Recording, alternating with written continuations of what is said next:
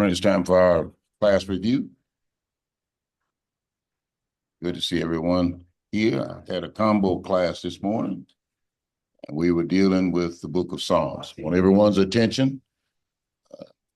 Just for a few minutes, we're going to have a short review. We're dealing with the book of Psalms.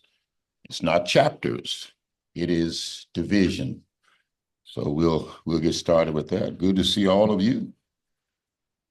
All right.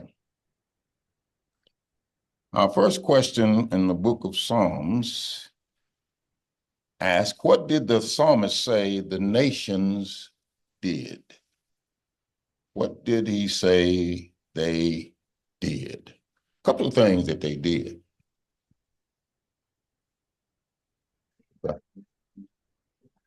Yeah, where's the mic? Where's my class today? Sister Phelps, take it. Sister Elgie's in the back there waiting. Okay.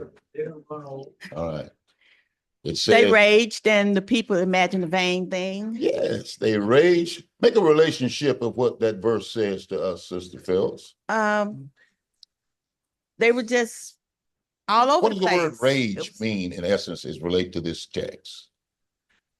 Come on, y'all. When a sea is raging, what is it saying is going on?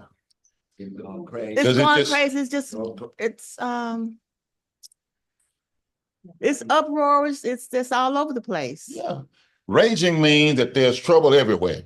If you're on the sea and the sea is raging, it's not going to be smooth over here and wavy over here. It's everywhere.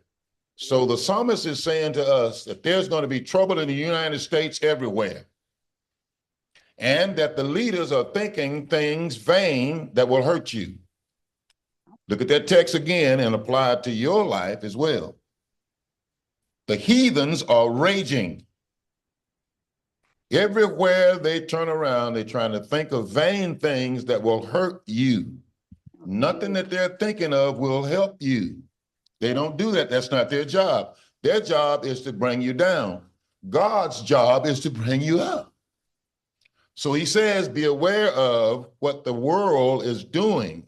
Don't panic, because now he's going to tell us how God is going to take care of us. Second question says, what did the kings of the earth plan to rebel against? God's anointed. God's anointed. That means that they were going to go and rebel against what God's anointed said. So if there was something that's going to hurt you, they were going to come up with a law to hurt you with. Yeah. Sisters, they passed a law where your bodies are not your bodies. Amen. But what did God do with that law? He started to sever the cord.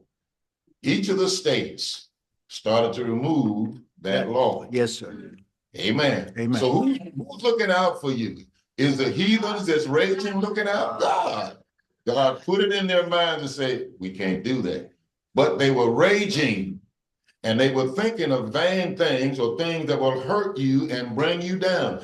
Medicare, Medicaid, they want to get rid of it. Social Security, they want to get rid of it. Anything that will help you, they want to get rid of. Amen. Say it again. What do the kings of the earth want to do? What do they want to do, Brother Sally? That's question number 3. The kings of the earth, they wanted to do something. They wanted to cut the cord between you and God. Yes. What do they do with prayer in school? Took it out. Cut the cord. You say something religiously now in the open, they will sue you and take you to jail. So what is the psalmist saying that's going back then, now, is happening today? They want to cut that connection that you have with God. But God is saying something else. Let them rage, let them think vain things, but I got something for them. So how did God respond to that plan that man had to sever that cord between you and him? He just laughed at him.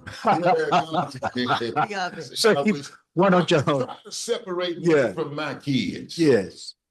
I'm gonna cut the cord between you and your kids. No. Ha ha ha. That's what I would do. You ain't gonna cut no. So God said, you're gonna try to sever the cord between me and my children. You're gonna have when they can't pray to me, they can't talk to me. They can't recognize me. God laughed at them. Yes, sir. He said, I wish you would. Amen. Boy. So what did God say he had already done? What did God say? He already Set the placed. king on. I on got Zion. somebody that's gonna set the rules. You don't have to worry about that. They may have set some rules, but God says, I got somebody that I'm gonna put in place to already set the rules. Yes, sir. All right. So what relationship does the anointed have with God? Son. That's his son. Yeah, that's his son. So God is saying, don't you worry about what those folks doing. I got They my pass son. all these laws. I got you covered. You just get behind me and my son, and we're going to deal with those people. So what Right. did God promise to give to the anointed? What did God promise to give to his anointed? All power. Some power. All power. Little All power. power. All power. We're going to tell them they could get it a little bit later on. He said all power. So if Jesus has all power, who is his anointed, where is he going to place Jesus now to express that power? On his holy throne. On his holy hill. He said Zion. Yeah. And we said that the word Zion refers to what? What city? Jerusalem. Jerusalem. So Jesus now is going to reign in Zion. The Bible tells us in the book of book of Revelations, that when he returns, he's going to place a foot there. All right, that's our review for today. Thank you. All right. Boy, I tell you what, I missed my question.